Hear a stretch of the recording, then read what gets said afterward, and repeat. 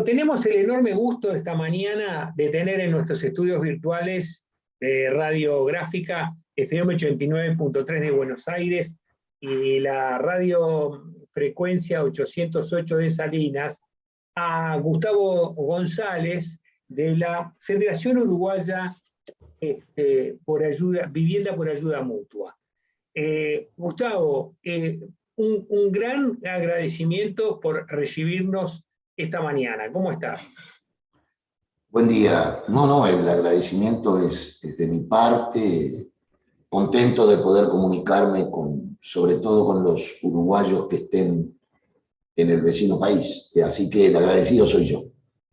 Ahí está. Bueno, para empezar, como seguramente mucha gente en la Argentina de este tema del cooperativismo en vivienda no está muy al tanto, te voy a pedir que nos hagas un breve resumen qué es FUCBAM y cómo funciona el tema del cooperativismo en la vivienda en el Uruguay a partir un poco del trabajo que ustedes hacen, ¿no? Bueno, FUCBAM tiene 52 años de existencia, 640 cooperativas a lo largo y ancho del país. Nosotros nacimos a fines de la década del 60, producto de un gran debate nacional que se armó en ese periodo sobre la vivienda, y ahí se legisló la llamada Ley Nacional de Vivienda, donde un capítulo le daba lugar a el cooperativismo de vivienda de ayuda mutua. Esto se trata de la gente se agrupa en distintos ámbitos, puede ser un sindicato, puede ser una parroquia de barrio, puede ser un club de barrio, en fin, donde se agrupan los necesitados de vivienda y estamos dispuestos a trabajar para construir nuestra vivienda. Ahí el Estado otorga un préstamo y nosotros, como cooperativas de vivienda de ayuda mutua, somos autogestionables. Es decir, se trata de 3 periodos fundamentales: el periodo de formación de la cooperativa, donde se forma la gente para emprender la segunda y fundamental etapa, que es la construcción de las viviendas, y luego habitar. Es un movimiento grande dentro del movimiento social uruguayo. 52 años hablan claramente de que, yo diría, y sin pedantería ninguna, de que esté el gobierno que esté, nos puede dar más o menos préstamos según la voluntad política, pero obviamente en Uruguay ya nadie puede dudar de la vigencia del cooperativismo de vivienda de ayuda mutua. Es un movimiento nacido en la clase obrera, nuclea a las trabajadoras y los trabajadores de este país. Muchas de las cooperativas nacimos en los sindicatos, otras que le llamamos territoriales en distintos barrios obreros, y así fuimos conformando una organización de segundo grado como es FUCBAM, que, para ser más claro, es la organización que reivindica los instrumentos políticos indispensables para el desarrollo del movimiento cooperativo. Esto es muy brevemente la historia de FUCBAM. ¿Cuántas familias hoy están viviendo en estas 640 cooperativas? 34.000 familias según el último censo nuestro, ¿no? O sea que prácticamente con una media de 3, 4 personas, podemos decir que somos 120.000 personas que viven en el cooperativismo de vivienda. Para tener una idea, en el departamento de Soriano, por ejemplo, en el litoral de nuestro país, 1/3 de la población de esa ciudad vive en cooperativas de vivienda de ayuda mutua. Gustavo, ¿hay otras formas que no sean de ayuda mutua también de hacerse cooperativas de vivienda? Sí, ahora hay un programa nuevo que es el de vivienda sindical, y después están las cooperativas de propietarios. Nosotros somos cooperativas de propiedad colectiva, ¿no? Que ha sido una batalla histórica del movimiento. Nosotros tenemos carácter de uso y goce de la vivienda, pero no somos propietarios individuales. Es decir, la propietaria sigue siendo a lo largo de toda nuestra existencia la cooperativa. Este es un plus fundamental y no nos hemos quedado obviamente en la vivienda. Es decir, nosotros somos verdaderos porciones de ciudad alternativa y distinta. En nuestros barrios hay salones comunales, gimnasios, policlínicas, guarderías, locales comerciales, en fin. es todo de lo que se trata, en nuestro himno es muy claro, dice la vivienda es el principio y no el final. Se trata de estructurar comunidades habitables entre todas y todos los que integramos las cooperativas. Entonces ese es un plus muy importante que tiene el cooperativismo de vivienda de ayuda mutua. Quiere decir que ustedes, tus hijos, por ejemplo, cuando ustedes no estén, ellos pueden quedarse a vivir ahí. Heredar, sí, sí, tenemos ley de herencia como cualquiera. Lo que yo no puedo hacer es vender la vivienda que yo habito en el mercado, porque estamos contra la especulación inmobiliaria. Cada familia tiene lo que se llama un capital social, que son las horas de ayuda mutua que tú hiciste en el periodo de obra, más las amortizaciones pagas mes a mes durante todo el periodo que dura el préstamo, que son 25 años. Mi cooperativa, por ejemplo, ya terminamos de pagar, pero seguimos siendo de propiedad colectiva. Tampoco la podés alquilar. No, tampoco se puede alquilar,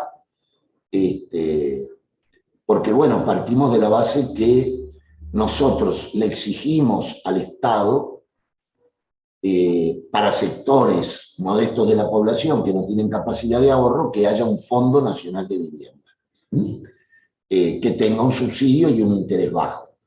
Entonces, no nos parece adecuado, luego de que el conjunto de la sociedad genere ese fondo para nosotros poder construir, luego transformarnos en vender la vivienda en el mercado. Nosotros queremos preservar que sigan siendo las trabajadoras y los trabajadores los que habiten nuestros barrios.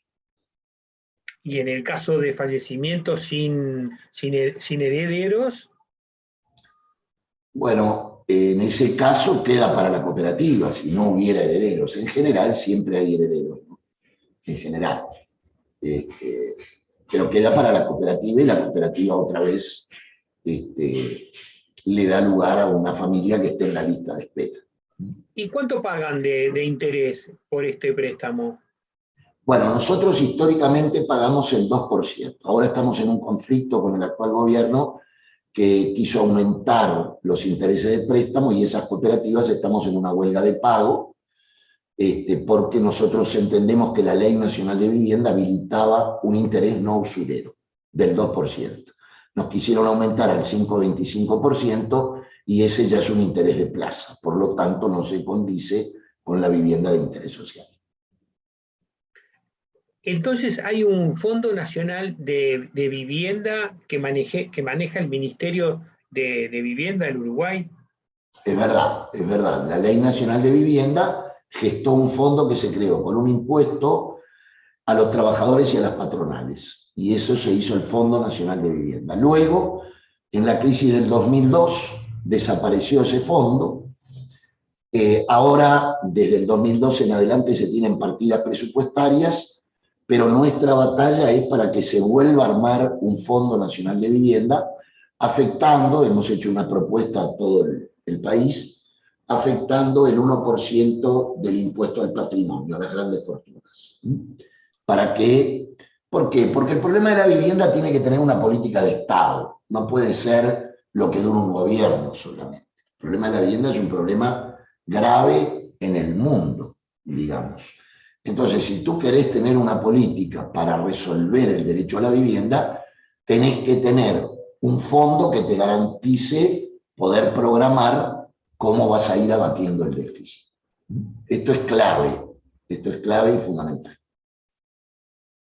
Esta es la nueva propuesta que ustedes han hecho ahora recientemente, ¿no? De este 1% de impuesto. Esto es nuevo. Sí, es la propuesta que hicimos porque el país, al no tener un fondo, vivís a expensa de la partida presupuestaria.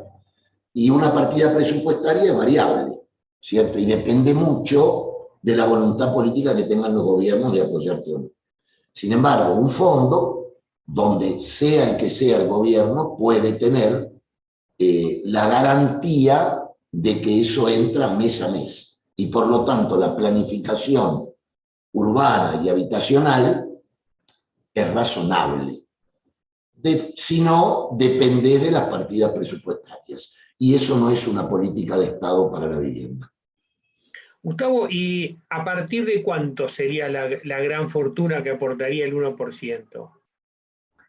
Bueno, estamos hablando de las grandes fortunas, ¿no? De quienes pagan el impuesto al patrimonio. Hemos hecho un estudio y fíjense que afectando solamente un 1% más, el Ministerio de Vivienda se haría de 160 millones de dólares por año. ¿Y eso les daría para financiar un volumen? Eso daría para fortalecer fuertemente un Fondo Nacional de Vivienda. Obviamente que nosotros no decimos que esta sea la única propuesta. El Uruguay, teniendo un índice demográfico bajo, tiene un déficit habitacional de 70.000 viviendas. Es decir, no es menor, no es menor. ¿Cuál fue el volumen de viviendas que se realizó en este sistema durante los 15 años del gobierno Frente Amplista? Bueno, exacto el número no lo tengo, exacto, pero ponele que pueden haber sido 10.000 viviendas, 12.000 viviendas. El Frente Amplio ha hecho una autocrítica, digamos, a que la partida presupuestaria que asignó a vivienda, porque había otras necesidades, no fue la mejor, y en su último congreso, antes de las elecciones, ya había planteado que había que por lo menos duplicar la partida presupuestaria. Con el Frente Amplio hubo viento a favor para el cooperativismo de vivienda, pero al no contar con un fondo, tuvo ese problema, ¿no? No nos dio todo lo que hubiera deseado dar. Y en estos 52 años de historia de la Federación, ¿cuáles fueron los periodos de mayor auge en la construcción de vivienda cooperativa? El mayor periodo fue entre el 72 y el 73, porque era el auge del movimiento cooperativo, era cuando teníamos los grandes complejos habitacionales. Luego, en el periodo de la dictadura, nos cortaron todos los préstamos, y luego con cada gobierno ha sido una batalla, ¿no? Una batalla permanente, pero bueno, somos el único programa que sobrevivió a la ley del año 68. Es un movimiento social muy fuerte, no solamente se moviliza mucho, sino que además tiene capacidad de propuesta en vivienda. Uno puede estar en nuestro país de acuerdo o no con las propuestas de FUBAN, pero nadie te va a negar, primero, que construimos, segundo, que son viviendas de alta calidad y a bajo costo, ¿no? Entonces, eso, hay un respeto al movimiento cooperativo de vivienda de ayuda mutua en Uruguay muy importante. Y cualquier trabajador sabe que lo que se construye es válido. Gustavo, una cosa que es muy sorprendente es ver que muchas de estas viviendas están frente al mar, por ejemplo, en la plena Rambla de Montevideo, ¿no? No, esas no son de ayuda mutua, esas son de ahorro previo. Esos son para sectores medios, las del sur. Las de la Rambla Sur, te referís tú. Esas son de ahorro previo. Ah, ok. ¿Y cuál es Ahora, hoy permeamos todos los barrios. Hoy estamos... Antes, al inicio, estábamos en la periferia de la ciudad. Pero después del año 90, que la Intendencia del Frente Amplio coloca una cartera de tierras para el cooperativismo de vivienda en la ciudad de Montevideo, bueno, permeamos todos los barrios. Hoy tenemos cooperativas en la Ciudad Vieja, Centro, Aguada, Reducto, La Teja, Cerro, en fin, todo Montevideo.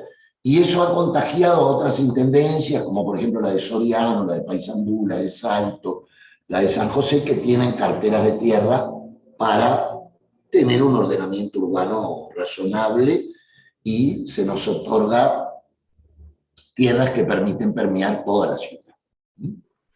Gustavo, ustedes han sido una de las organizaciones que han impulsado este referéndum del 27 de marzo. ¿Por qué han entrado ustedes en esta organización? Bueno, lo primero es que, como toda organización social, cuando sale la ley, que la ley, quiero aclarar, no salió antes de las elecciones, lo único que dijo el partido de gobierno fue: va a haber una ley de urgente consideración. Nunca nos imaginamos que iba a ser una ley de urgente consideración con 473 artículos. El Uruguay desde el año 85 hasta la fecha tiene 13 leyes de urgente consideración y la que tiene más artículos son 34. Ahí nos pusimos a estudiar, bueno, en nuestro caso el capítulo de vivienda, y es muy sugestivo, voy a detenerme en esto. El capítulo de vivienda se titula Vivienda Emergencia. Si uno lee ese título dirá, bueno, dentro del capítulo de vivienda la luz puede tener algún artículo que resuelva la vivienda, un artículo que crea algún nuevo programa, generar un Fondo Nacional de Vivienda o apoyar tales y cuales programas. Bueno, nada de eso dice la LUC, absolutamente nada. No hay un artículo que resuelva el problema de la vivienda. Lo que han hecho, han incorporado al capítulo de vivienda de la Ley de Urgente Consideración lo que se llama el alquiler sin garantía. Y desde el oficialismo se plantea, ahora tiene la posibilidad el inquilino de alquilar sin que se le solicite garantía. Bueno, eso es mentira. El alquiler sin garantía en Uruguay existe hace 50 años. Esto se da mucho en el interior, por familiaridad. Yo fui a la escuela con fulano, crecimos, yo tengo una casita, el hijo de él se va a casar, lo conozco, no le pido garantía. Pero esto ya existía en el país. ¿Qué hace la LUC? Al incorporar el alquiler sin garantía, en todos sus artículos con respecto al contrato de alquiler sin garantía, coloca lo primero, en uno de sus artículos pone, puede ser declarado moroso al tercer día que no pague. Cualquier trabajador o trabajadora que está alquilando hoy sabe que cualquiera se puede atrasar 4, 5, 6 días en pagar efectivamente la cuota. Bueno, al cuarto día, al tercer día sos declarado moroso y al cuarto día, por el siguiente artículo, te cae una mora del 60%. Es decir, si tú estás alquilando por 10.000 pesos, al cuarto día tenés que tener 16.000 para que no te agarre el otro artículo que en 6 días te desalojan. Una barbaridad, una barbaridad. Esto es plenas garantías a los propietarios. Y no estoy hablando del propietario que tiene una vivienda, pero sépase que en Uruguay hay gente que alquila 400 propiedades, 200 propiedades. Esto es un gran negocio y que además no tiene razón de ser, porque la ley de alquileres sigue vigente y si yo quiero alquilar sin garantía, tengo plazos razonables en la ley de alquileres. Lo que hace esta ley es achicar todos los plazos para un desalojo exprés. Pero si esto fuera poco, al buen pagador, o sea, si tú pagaste rigurosamente bajo este contrato, cuando llega el nuevo contrato, tú sabes que siempre el propietario pone un nuevo precio, aumentó el costo de vida, etc. Ahí, si no acordás, a los 30 días sos desalojado. Y como si esto fuera poco, bajo la ley de alquileres, ningún propietario puede iniciar un juicio de desalojo si tiene deudas con el Estado. Por ejemplo, si debe la contribución inmobiliaria u otros impuestos. Bueno, ahora se los exonera de eso. Aunque tenga deuda con el Estado, puede iniciar juicio. Por lo tanto, en el capítulo de vivienda, la ley de urgente consideración no resuelve el problema de la vivienda y lo que hace es darle plenas garantías a los propietarios. Y es mentira que nace ahora. Entonces, ¿qué le decimos nosotros a la gente? Que no entre en esto. Si tú tenés una ley de alquileres que te beneficia en un plazo mucho más razonable en caso de que te tengan que desalojar, ¿por qué meterse en esto? Pero luego, como ciudadanos, tenemos que analizar la ley en su conjunto. Esta es una ley que tiene desde el problema de los chorizos artesanales hasta los problemas educativos, de seguridad, de vivienda, portabilidad numérica, en fin, una cantidad de cosas. Esto fue discutido en el Parlamento bajo el instrumento que es constitucional de ley de urgente consideración en 60 días como lo plantea la ley, en plena pandemia. Hoy, en este plebiscito que estamos impulsando, se ha demostrado, y todos estamos de acuerdo, que la gente no conocía la ley de urgente consideración más importante de este gobierno. Entonces nosotros planteamos hacer uso del instrumento de democracia directa, como lo es la posibilidad de un referéndum. La primera etapa fue la recolección de firmas, donde pasamos largamente el número de firmas que nos pedía la Corte Electoral, y bueno, ahora el 27 de marzo el pueblo será el soberano por sí derogar los 135 artículos más embromados de esta ley o por mantenerlos. En eso estamos hoy. Esta es una elección obligatoria, ¿no? O sea que aquí hay que viajar, que hay que obligatoria, exactamente. Y el voto en blanco suma al no. Es decir, que la gente sepa esto. Si uno dice yo voy a votar en blanco, está sumando a la LUC. No es un voto indiferente. Entonces, por eso nosotros llamamos a votar sí la rosada, ¿no? Y sí, es obligatorio para todas las ciudadanos y los ciudadanos inscritos. Estamos a una semana del referéndum. Y bueno, esperamos que todas las uruguayas y uruguayos que puedan hacer el esfuerzo de llegar hasta Montevideo a votar, como lo han hecho en varias elecciones nacionales, puedan llegar a nuestro país y ejercer su derecho al voto. Sí, vamos a ir, porque además tiene la ventaja ahora que Buquebus ahí dio unas tarifas especiales, así que facilita mucho, sí, para viajar, para facilitar. Exacto. Gustavo González, te agradezco montones este encuentro, fue muy, muy claro y muy ilustrativo para aprender un poco cómo es el cooperativismo en Uruguay. Muchas gracias. El agradecido soy yo, un abrazo fraterno a todas las uruguayas, uruguayos que están residiendo en este país hermano. Abrazo grande y los esperamos el 27 para votar el sí y la rosada. Chao, gracias. Chao.